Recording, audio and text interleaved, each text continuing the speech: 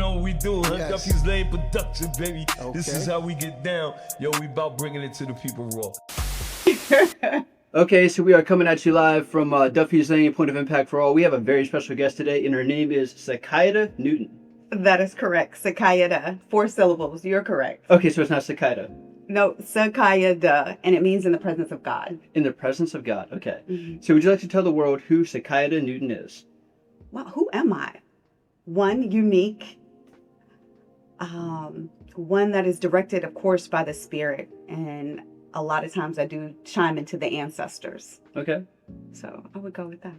Okay, so you have a deep connection to your ancestral roots, I imagine, to your culture, to your people. I would say so just by feeling like the energy, if Okay. that makes sense. Growing up at 8, I always said, first of all, my name was Ivanda Ferretta. I legally changed it when I lived in Miami. Wow. At the age of 21. I got close to a family from St. Thomas. They were called the Phillips family. They were featured on Good Morning America. And all of the children had names with meanings. But at the age of 8, I had told my parents, especially the last name Newton, I said, that is a slave last name. And even my great-grandparents, they were like, wait, huh? And I was like, well, I know we weren't Newton from the origins of our ancestors. Of course. So coming to find out, doing the family tree and so forth, and working through that, which I'm still working through, but I do accept the last name, obviously. We've made great marks. And the reason why I kept Newton, because I also thought about changing Newton, is because my great-great-grandmother, of course, Newton came from the slave master, yes, in North Carolina. But when my great-granddad said he decided to keep Newton because of her, I knew that she was a strong woman. Wow. But I changed the first name because growing up, I always said, Mom and Dad, what does my name mean? And they were like, well, your initials came from your dad's name, which I no longer have a relationship with, but they came from his name. And then the letters, my Nana, Magdalene Freeman Turner, took a letter from each of their names to come up with my name. I'm supposed to have a name with meaning. Right. That's better than riches, what it says in the Bible. With also, right? Yeah, so just growing up, when I got to Miami, got close to that family, the Phillips family, and that night, the Daddy Phillips, Father Phillips, he said, I was sent a name for you. And I was like, wait, what? What is that? And he said, well, it's Sikaiadah. And we gave you 4 ways to spell it. It's up to you. And I said, well, what does it mean? He said, in the presence of God. And I said, that is the name then. So I had to legally change it, drop the middle name, kept the last name. So I love you're saying it's in the presence of God, not even just like the pursuit of God, the worship of God, but just being in the presence. Is that something that you truly value, being in the presence of God? And I think we all are in that presence. Right. And it's just depending on how we feel that energy, how we accept that energy. But being in the presence, which even as Ivanda, I was in that presence. But now just having that name with that meaning and knowing that that is what it means, I'm always around that energy, always around that essence, that being. Mm-hmm. I love it. So I'd love to learn a little bit, maybe briefly, about your life in Miami and how you ventured to Norfolk, Virginia. Woo. All right. Well, actually, I'm Norfolk born. Okay. That is important to know, especially for the campaign. Norfolk born. I was born in DePaul Hospital, so. Yes, DePaul baby. Exactly. 1978. My parents lived off of San Antonio Boulevard for I think about 2 years. Then they moved to Virginia Beach. All right. And there I was in Kempsville all my life. So I went to elementary. At the time it was junior high. Wow. And then high school. I came back to Norfolk in 2017 after my mother passed. Didn't know where I would live. 1 would be in Ward 3. Right. But 2 would be like 5 minutes from where my parents had me, like when they lived. But backtracking, because you asked me... Yeah, what life was like in Miami and how you got to Norfolk, Virginia. But now I understand your roots are actually right here in Norfolk, Virginia. Right, yeah. And pretty close to Ward 3. So I'm a Norfolk native. I explore Norfolk almost daily. But for the life of me, I couldn't tell you where Ward 3 is. So could you educate me on where Ward 3 is? I will be honest, with the campaign, we are all educating each other. That's why it's called Together We Grow, because we are together growing. And when you look at the map, it's the heart of Norfolk. Okay. So then you have Broad Creek, then you have Esterbrook, you have Norview, you have all the way over to Wellington, Military Highway, where the old Kmart used to be, where they're building the Lulu Adventure Park. Well, I say it was so. Military Highway is an enormous road. Right. It is complex, and that is why for the campaign we decided to list the communities. Okay, I love it. And then we're coming together as one, and that's how we came up with community is our power. So on the back of the shirt that I have on today, and the concept did come from Made in Norfolk, so shout out to Made in Norfolk. Amir Driver made it. Yes, right? Okay. exactly. I've only briefly met him, but never had a conversation with him. So yeah, I've heard a lot about you, brother. Yes, we partnered with them quite a lot for Valentine Civic League. Okay. Yes. And the concept of listing the communities on the back, like I said, came from him, that concept. And the reason why, because when you look at the map, Mm-hmm. I would say we are confused. Right. So to have clarity of Ward 3 and how we're coming together as one, it's about identity.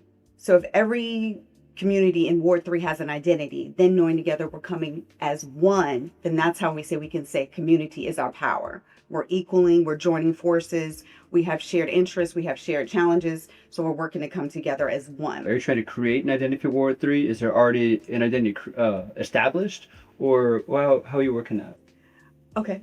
Based on what I have seen, Ward 3 does not have an identity. Okay. Meaning, as a people, we're aware, we have culture, we know we're Ward 3, but now knowing the fact of bringing us together, working collectively as one, being Valentine Civic League president, I've seen like that has not been a collective ideology, a concept. So with Together We Grow Ward 3, that is part of the focus. Okay. So when you come together, and we have the rose is one of our symbols, and that's also part of the strategic plan for Ward 3. Right. I'm like, oh gosh, that's like Tupac, the rose that grew from concrete. Oh yeah, iconic. Right? So we're coming together and then going from roots to results. But the reason why of listing the communities on the back, because again, the map may be hard to read, but you know what community you come from. You know what neighborhood you live in for sure. Right. Exactly. So seeing that, like, oh, that's representation. Like, oh, they see me. Because Ward 3, we have felt overlooked. Yeah. And like one area is only getting focused, and that just happens to be Broad Creek. So having us listed on the back of a shirt, instead of seeing a map, it's like, oh, that's my community. That's where I live. Okay, I'm part of Ward 3. And I will be honest, having it on social media, because we asked, do you live in Ward 3? Or do you know if you live in Ward 3? Most people didn't know, did they? Right. Right. But somebody messaged us on IG and said, what about Lafayette, Winona? Because what happens, some of the communities, we share wards. And with that community, it's also part of Ward 4. Okay. I said, this is a good conversation then, because I am learning, which is also helping us all learn at the same time. Meaning, you're not forgotten.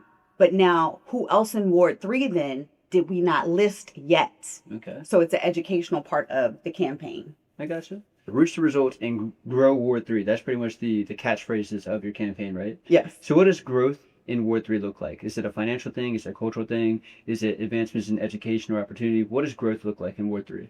Well, when we go from roots to results, actually we have the rose right here, and it's on okay, there it is. We have it as well on the website. But when we talk about the roots, first, if you think about Maslow's hierarchy of needs, Right. you have to have your basic needs met first, Right. so that you can feel fulfilled. So with roots to results, at the bottom, starting at the roots, we have, of course, housing. Mhm. That is a big challenge for us all, not just Ward 3, but it is the focus now within the strategic plan for Ward 3. Okay. Knowing that at least it hasn't been shared, but now we do, or that we're working on a strategic plan for revenue as well as funding. So working on that concept, making sure that we have affordable housing, home ownership for the ones who would like to own homes, because some just are comfortable renting, and that is fine. Right. And in Ward 3, we have an equal amount of homeowners and renters. So all of that first going from long as you have shelter, long as you have housing. Right. If So- you don't have food, shelter, and water, you don't have your basic needs met, you can't pursue any goal. So it's important to have a strong foundation. So I love the concept of your campaign. And then it goes up through the flower itself. And the flower itself is just to continue to grow and develop. And that aligns with the people Okay. of Ward 3. I love it. So how did you step into a leadership role in the Valentine Civic League? Actually, they saw that in me when I moved to Valentine. I moved there 4 years ago. And as soon as I moved, the neighbors said, "Oh, she's the next Civic League president." I was like, "Wait, what? First of all, what is Civic League?" Right. I'm like, "I don't know what that is." I had to look up civic, which means community. I'm like, "Why don't they just call it community league?" Wow. Which Yeah. is probably why most We're starting a younger, petition immediately. which is why most younger adults probably do not participate. Which we're trying to get more engagement, even with the youth. Yeah. But when you hear civic, it sounds archaic. Right. But going and learning that they advocate on behalf of the community, or at least you're hoping that your civic league does, I'm like, okay, this is something that I would like to do. And they saw that leadership within me, so I had to apply, and the board had to look at my resume. They said, okay, she's had leadership positions before. We believe that she's able to do so, and then they had to nominate me for the ballot, Okay. which happened now for Norfolk City Council, with petitions being signed. But they had to nominate me for the ballot. Then I was able to speak, and then they had to take a vote. And so they voted for me. I did run unopposed. The vice president now, who is Mary Babcock, she was president for quite some time, and she's been involved with the Civic League for quite some time. She was willing to step down, meaning she said, I would take a role as vice president if that is the case. Yeah. Especially if there's someone qualified to handle that role, which I believe you would fill that role very well. Thank you. And while being in that role, we have now, this will be my third year. Mm-hmm. We have done for the community, which is going to be our third year now, book bags and haircuts and styles for our Norfolk Public School students. Love it. Then in November, we joined forces with Yellow, and thank you to Pharrell. He had granted us turkeys for that, and Stacy aligned that. We've been childhood friends, but she aligned that to make sure we could have turkeys for Valentine. But we helped at Atlantis. Then we came over, gave out turkeys in Valentine for Norfolk, not just Valentine, but all of Norfolk, whoever was able to come. Love it. This year coming, that will be our third year. And the first year, last year, we adopted a child. So that was nice. And other than that, we're working now to do something for our seniors, which we're hoping to do on September 13th. A very overlooked or underlooked population. We need to take care of our seniors for sure. Now, there's actually a lot you touched on. I would love to dive into the details on some of those areas of your campaign. What I'd actually like to do now is say, given that you've been in civic leagues, you've been in positions of leadership, who else in the community has been putting in good work that you want to highlight, that's been putting in a positive impact for our communities? While working in education, Norfolk Public Schools, and not just because of knowing them and partnering with them, I would have to say Yellow. And that is because they educate our youth differently. Okay. Meaning through the arts, through culture. And that means a lot because you are an educator, is that correct? Yes. That, at least it's been a substantial part of your career, right? Yes, that is correct. So I think that takes quite a bit of humility to say, I'm an educator, but these people, this organization, Team Yellow, that's a Team Yellow, right? Yellow, and I think it's Yellow Hub. But yes, for their students, because Yellow is the overarching part of the organization. Then they branch out for other entities. Thank you for that clarification. So how are they educating the youth? What's different about what they're doing? Besides, like we said, the art and through culture, through music, they bring in an aspect of meditation, because they realize that our youth growing up now need outlets to be able to focus and to breathe and be okay with learning that it's okay to sit still, or that you need a moment to just relax and calm down. And I actually brought that concept into the classroom I had this year. For some of them it worked, some it did not. So hopefully this year coming up, figure out how to work through that. And there's time too with children, that almost sounds like a spiritual thing. Sometimes that takes a lot of time, a lot of commitment. So maybe you set a solid foundation for those children. Well, we hope so. A lot of them, at least one of my blocks, really enjoyed it. Then I had some that are hyperactive. So needing to figure out, while we calm our bodies, what might be, because calm looks different from everyone. Right. So what do they need to do? Do they need to read? Do they need to draw? Figure out why they're anxious in the first place. You know what I mean? And a lot of things, it could relate right back to the housing and food insecurity. Maybe that's why they're anxious. And given that, I actually like to touch back on that area of your campaign. So given that housing is a major issue, what are the major constraints for housing in Norfolk right now? Constraints. Yeah, like why are people just unhoused right now? What's happening? I would say affordability. And I would say that speaking from my own trials and tribulations with housing. I've come close quite often living in Ballantyne, getting behind 90 days, and like, how am I going to pay my mortgage? Right. And mortgage is also now equal to someone's rent, which is expensive. And I guess an example would be as well with escrow. Right. My mindset growing up, parents were like, "Oh, 30-year mortgage. If your payment's $800 a month, it stays $800." Yeah.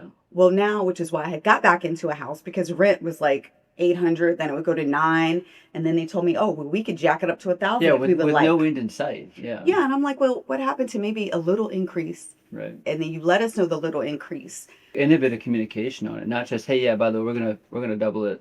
Right, which is just absurd. Which is why I respect the mayor of New York now when he put a freeze on like rent increase and whatnot. But I'm learning, they were like, "Oh, well, this year your escrow has gone up. You don't have enough in your funding." So now I believe when I started my housing, and that's okay, I'll be transparent with that. I believe I was paying right at 1,000. Mm-hmm. Now I'm close to 1,400, if not exactly at 1,400, closer to 1,500. Right. Why? Because of escrow. I'm like, what happened to that steady payment? Right.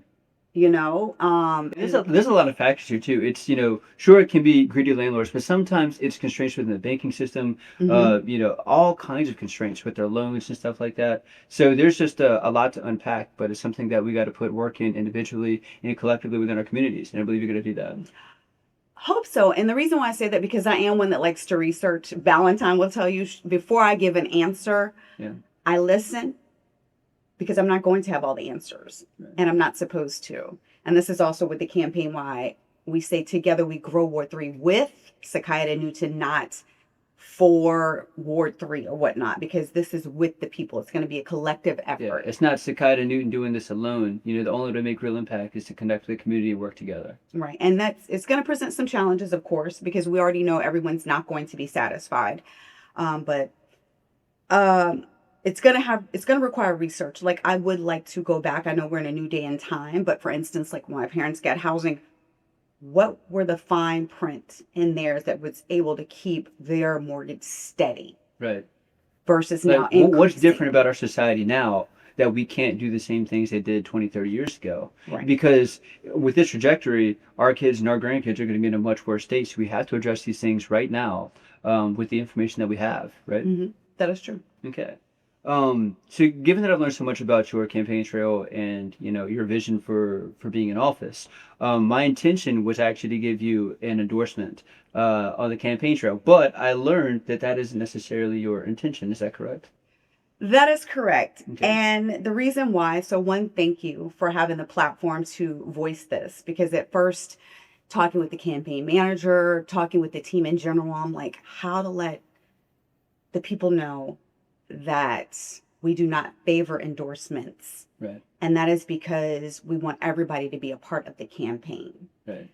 But the support, which somebody said, well, that's like the same as an endorsement. I said, it's a little different. Right. Probably it's softer, but it's more welcoming. Well, another thing, you can support candidates who run against you as well without, endorsing. But it's hard to endorse both. If you want both to win, that's a problem. But you can still support the ideas and the core principles that they're delivering on. The reason why aiming Together We Grow Ward 3 is aiming more towards the support and not endorsements. And that, hopefully, I'm not stepping on anybody's toes. And thank you if you did want to endorse the campaign, not me, the campaign.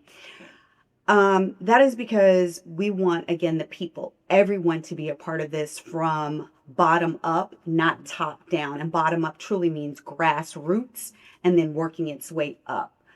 And when, for instance, say you endorse or you wanted to endorse Together We Grow Ward 3 with Sikaiadah Newton, Mm-hmm. say someone down the street didn't like you. Well, they're like, oh, well, if he's endorsing you, we can't endorse you. That's a good point, yeah. And then that's like then the whole mindset of the campaign or the ideology is that we say together. Right. So even if, say, you have an adversary that now supports Together We Grow, you're still able to support. And then again, we're able to come together. You don't have to agree, but we're able to come together. Okay, maybe I don't have a formal endorsement for Miss Sikaiadah, but I absolutely love to support the idea of getting people's basic needs met: food, shelter, water, getting housing at an affordable rate, and making sure that our community is connected. So I wholeheartedly believe in these things, and I believe that Miss Sikaiadah Newton is going to deliver well on these intentions. Thank you. Okay. On your first day in office, what do you believe you'll be doing? First day, Mm-hmm. one, I need to breathe. Okay. Take it all in. Breathe, take it in. Right. But I have in my mind how I think it may go. For the first 6 months, I need to get acquainted with the role. I have been going to city council, the informal meetings, the formal meetings, but it's different when you're in that seat. Right. And then representing with the people, not for the people. So I do need to get that system, that process under my wings. And then probably the next 6 months, that is then, which is actually what we're doing now when we do community visits, and then working on the strategic plan for Ward 3 for the revenue and funding. Okay. But then the next 6 months to see then with that plan to make sure how that's going to mesh. So the first year really is going to be about learning. It will Okay. continue to be about learning, but just to make sure of the process, how that will go. Of course. Then the following year, and I do believe then that is time for the budget needs. That is when we as Ward 3 can present our revenue and funding plan. That it's our strategic plan that we've been working on with Together We Grow Ward 3. And now doing community visits, that plan now will need to be revised. But because of that, I see that plan as a working document for Ward 3, and it will be made public. Okay, I love it. So another area of education for myself, we've had a number of councilmen and council members in the studio, but for the life of me, I couldn't actually tell you what the actual roles and responsibilities are, other than just representing those wards. Are they writing bills, ordinances? Are they creating legislation? What actions are they taking as council members? Let me see if I can put it in a simplified way. Look at a council member as, I would say, president of your ward. President of the ward. Okay. Yeah, that I say that because I'm thinking like the easiest or the simplest way to simplify it. So the council person then is making decisions on behalf of the ward. But this is the reason why I say with Ward 3. Right. This is where the collaborative discussions need to come in and truly understand and listen to the people of Ward 3, and knowing that we want the whole ward to be developed. Okay. So I know based on me coming in, what I would like to do with Ward 3, and that's the reason why we say strategic plan, because each area or community in Ward 3 needs to be developed. And I'll say by doing community visits, for instance, which is what I've learned, say for instance, Novella, by research, it said that their needs revolve around childhood poverty. Right. It's like, wow, that's not in the plan that I've been drafting. I had a whole plan for the ward, making sure we got revenue, starting again with that, the roots to results with the housing. And then with that, line items would need to be placed. Even though, like, say, everyone would like their parks revamped. But as well, we need to address that number one need first. But that also hasn't been made public to Ward 3. The communities, they're like, oh, we need a park. You do, but wait a minute. There might be food insecurity here. It's a food desert. How do we bring either a local market in? What do we need to do first there? But we also still know that we have other needs that need to be addressed. So that is really what a council person does. They're to make decisions, the ones now made for the ward, on how they think the ward should be directed. Okay. If I could say, I'm trying to make sure.